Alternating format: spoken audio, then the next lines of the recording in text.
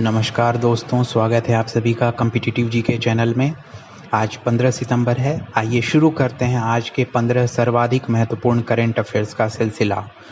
यहाँ आप ध्यान देंगे कि हर प्रश्न में जो इम्पोर्टेंट पॉइंट हैं, कीवर्ड्स हैं, उन्हें लाल अक्षरों से लिखा गया है ताकि आपका विशेष ध्यान जाए, क्योंकि एक प्रश्न को कई तरीके से पूछा जा सकता है। तो जब आप इन कीवर्ड्स पर ध्यान देंगे और उसके साथ आंसर्स को उस रूप में जोड़कर देखेंगे तो आप कितना भी क्वेश्चन को घुमाकर पूछा जाए, आप इन कीवर्ड्स को ध्यान में रखकर सभी प्रश्नों का सही उत्तर दे सकते हैं। इसलिए प्रश्न पर भी पूरा ध्यान देंगे, उत्तर पर तो आप ध्यान बिल्कुल देते ही हैं। आइए शुरू करते हैं आज के 15 महत्वपूर्ण प्रश्नों का सिलसिला। साथ साथ आपको ये भी बताते चलें कि आज से आपको ये 15 प्रश्नों की PDF भी डिस्क्रिप्शन में, वीडियो के साथ डिस्क्रिप्शन में मिल जाएगी, तो आप उसको भी डाउनलोड करके फ्यूचर यूज़ के लिए रख सकते हैं, रिवाइज करने के लिए रख सकते हैं। तो आज का हमारा पहला प्रश्न है, सेंट्रल कोल फील्ड्स लिमिटेड में ओपन कास्ट खदान में काम करने वाली पहली महिला उत्खनन इंजीनियर कौन बनी है?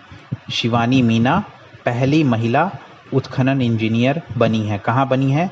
सेंट्रल कोल फील्ड्स लिमिटेड में ओपन कास्ट खदान में काम करने वाली। दूसरा प्रश्न, किस राज्य के मुख्यमंत्री ने कोरोना वायरस के बदलते स्वरूप की पहचान के लिए राज्य की राजधानी में जीनोम सीक्वेंसिंग प्रयोगशाला का उद्घाटन किया है?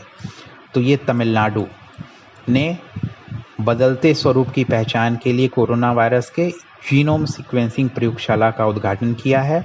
इससे पहले तमिलनाडु को दूसरे राज्यों में भेजना होता था सैंपल, जिससे पता लग सके, लेकिन अब 4 करोड़ की लागत से एक नई प्रयोगशाला का उद्घाटन हुआ है, जिसका तमिलनाडु के मुख्यमंत्री ने उद्घाटन किया है। तीसरा प्रश्न, किस राज्य सरकार ने सरकारी नौकरियों में महिला आरक्षण बढ़ाकर 30 से 40% कर दिया है? पहले 30% थी, अब 40% कर दिया गया है। तो फिर से ये राज्य तमिलनाडु ही है जिसने महिला आरक्षण को सरकारी नौकरियों में 30% से 40% कर दिया गया है। चौथा प्रश्न, कितने राज्यों ने वित्त वर्ष 2021-22 की पहली तिमाही में वित्त मंत्रालय द्वारा निर्धारित पूंजीगत व्यय के लक्ष्य को हासिल कर लिया है? तो ये 11 राज्य ऐसे हैं जिन्होंने पहली तिमाही में वित्त मंत्रालय द्वारा निर्धारित पूंजीगत व्यय के लक्ष्य को हासिल कर लिया है। ये 11 राज्य कौन कौन से हैं? यदि आप इन 11 राज्यों में से कोई एक राज्य में हैं, उसके निवासी हैं, तो आपके लिए प्रश्न और भी अधिक महत्वपूर्ण हो जाता है उस राज्य से रिलेटेड किसी भी परीक्षा में।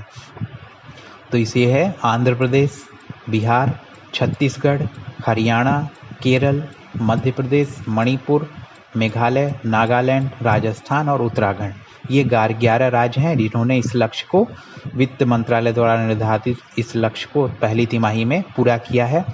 PDF जो आपको दिया जाएगा डिस्क्रिप्शन में, उसके द्वारा भी आप डाउनलोड कर इसको हमेशा के लिए अपने पास रिजर्व रख सकते हैं। 5वें प्रश्न की ओर बढ़ते हैं। भारतीय रिजर्व बैंक ने किस देश के मौद्रिक प्राधिकरण के साथ एक ऐसे पहल की घोषणा की है जो दोनों देशों की तीव्र भुगतान प्रणाली को आपस में जोड़ेगी? जैसा कि आप सभी जानते हैं कि भारत में जो तीव्र भुगतान प्रणाली है, फास्ट पेमेंट सिस्टम है, वो है UPI। और ऐसे सिंगापुर का एक मौद्रिक प्राधिकरण, जैसे भारतीय रिजर्व बैंक है, ऐसे वहाँ का जो मौद्रिक प्राधिकरण है, वहाँ की जो तीव्र भुगतान प्रणाली है, उसका नाम है पे नाउ। तो UPI और पे नाउ को आपस में जोड़ने की घोषणा कर दी गई है। किसके द्वारा? भारतीय रिजर्व बैंक के द्वारा। किस देश के साथ? तो सिंगापुर के फास्ट पेमेंट सिस्टम पे नाउ के साथ। छठा प्रश्न, केंद्रीय जनजातीय राज्य मंत्री ने उनके मंत्रालय द्वारा कितने गांवों में प्रधानमंत्री आदर्श ग्राम योजना लागू करने की घोषणा की है? तो केंद्रीय जनजातीय राज्य मंत्री कौन है? तो ये हैं अर्जुन मुंडा। तो इन्होंने कितने गांवों में घोषणा की है? तो 36,000 गांवों में प्रधानमंत्री आदर्श ग्राम योजना लागू करने की घोषणा की है।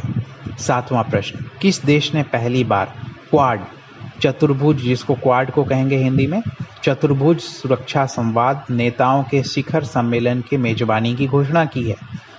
तो इसे अमेरिका, पहली बार कोई फिजिकल सम्मेलन होगा जिसमें सशरीर सब उपस्थित होंगे, तो ये अमेरिका में घोषणा की है। 24 सितंबर से ये आयोजित होगा।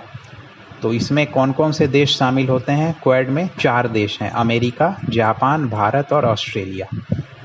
तो इन चारों देशों का शिखर सम्मेलन होगा। भारत की ओर से प्रधानमंत्री मोदी भी इस सम्मेलन में हिस्सा लेंगे और इसके बारे में विस्तृत वीडियो हम एक अलग से बनाएंगे जो जल्द ही आपको कॉम्पिटिटिव जीके चैनल पर उपलब्ध होगा, जिसमें इस क्वाड से संबंधित सारी महत्वपूर्ण जानकारियां अवश्य आपको मिलेंगी।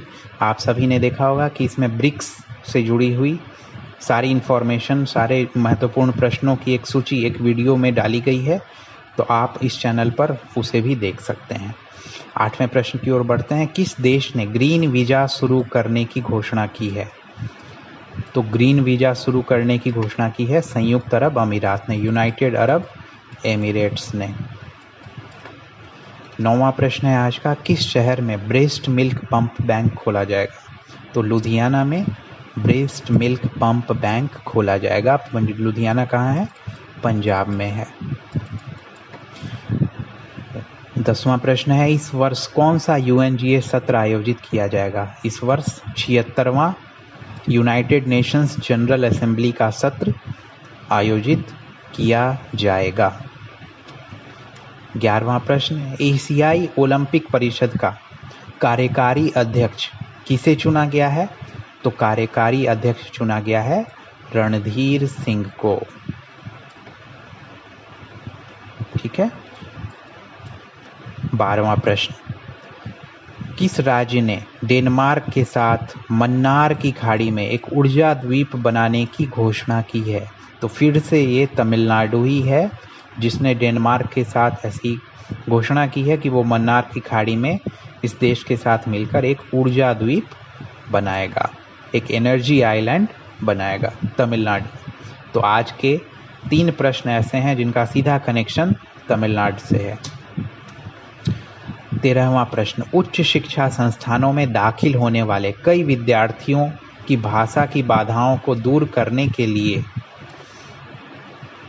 किस IIT संस्थान ने उड़ान परियोजना शुरू की है? जैसा कि आप सभी जानते हैं, कल 14 सितंबर को हिंदी दिवस था। तो इस हिंदी दिवस के अवसर पर जो कई भाषी अलग अलग, जो अंग्रेजी को उतना अच्छे से नहीं जानते, तो दूसरी भाषाओं में भी इंजीनियरिंग की एजुकेशन को अच्छी तरह से प्राप्त कर सकें, तो इसके लिए IIT बॉम्बे ने ये घोषणा की है उड़ान परियोजना की, जो दूसरी भाषाओं में इंग्लिश की जो इंजीनियरिंग बुक्स हैं उसको ट्रांसलेट कर देगा आर्टिफिशियल इंटेलिजेंस के द्वारा, और ये विदाउट ह्यूमन इंटरफेरेंस के उससे 6 गुना ज़्यादा गति से ऐसा ट्रांसलेशन हो सकता है। अगर कोई व्यक्ति करे ट्रांसलेशन, और ये आर्टिफिशियल इंटेलिजेंस जो IIT बॉम्बे द्वारा शुरू किया गया है, ये 6 गुना ज़्यादा तेज गति से उसे ट्रांसलेट कर सकता है विदाउट ह्यूमन इंटरफेरेंस। तो ये इम्पोर्टेंट क्वेश्चन है। 14वां प्रश्न। आज लोकतंत्र के अंतर्राष्ट्रीय दिवस के अवसर पर, आज 15 सितंबर है, आज लोकतंत्र का अंतर्राष्ट्रीय दिवस, आज के दिन को इस दिन के रूप में मनाया जाता है, के अवसर पर कौन संसद टीवी का शुभारंभ करेंगे? जैसा कि आप सभी को पता हो, कुछ समय पहले ही ये घोषणा हो गई थी कि भारत में अभी 2 चैनल चलते हैं, लोकसभा टीवी अलग, राज्यसभा टीवी अलग, लेकिन ये घोषणा हुई थी दोनों को मर्ज करके एक संसद टीवी चलाई जाएगी। तो इस संसद टीवी का शुभारंभ आज कौन करेंगे? तो आज उपराष्ट्रपति, प्रधानमंत्री और लोकसभा अध्यक्ष तीनों संयुक्त रूप से इसका आज शुभारंभ करेंगे। किसका? संसद टीवी का। किस मौके पर किया गया? तो लोकतंत्र के अंतर्राष्ट्रीय दिवस, जो कि आज 15 सितंबर को मनाया जा रहा है। आज का 15वां और अंतिम प्रश्न है। वरिष्ठ अधिवक्ता गोपाल मुखर्जी को किस राज्य का महाधिवक्ता नियुक्त किया गया है? तो पश्चिम बंगाल का महाधिवक्ता नियुक्त किया गया है वरिष्ठ अधिवक्ता गोपाल मुखर्जी को, जो कलकत्ता हाई कोर्ट में अभी एडवोकेट के रूप में काम कर रहे थे, वरिष्ठ अधिवक्ता के रूप में काम कर रहे थे, उन्हें राज्य का महाधिवक्ता नियुक्त किया गया है। तो ये आज के 15 महत्वपूर्ण प्रश्न थे। आप सभी इनको वीडियो डिस्क्रिप्शन में दी गई लिंक से जाकर डाउनलोड कर सकते हैं PDF के रूप में और इसे रिवाइज कर सकते हैं। आपने यदि इस चैनल को सब्सक्राइब नहीं किया है तो प्रतिदिन ऐसे 15 महत्वपूर्ण प्रश्न प्राप्त करने के लिए सब्सक्राइब करें और बेल आइकन भी दबाना ना भूलें। फिर कल मिलते हैं दोस्तों। बहुत बहुत धन्यवाद। नमस्कार।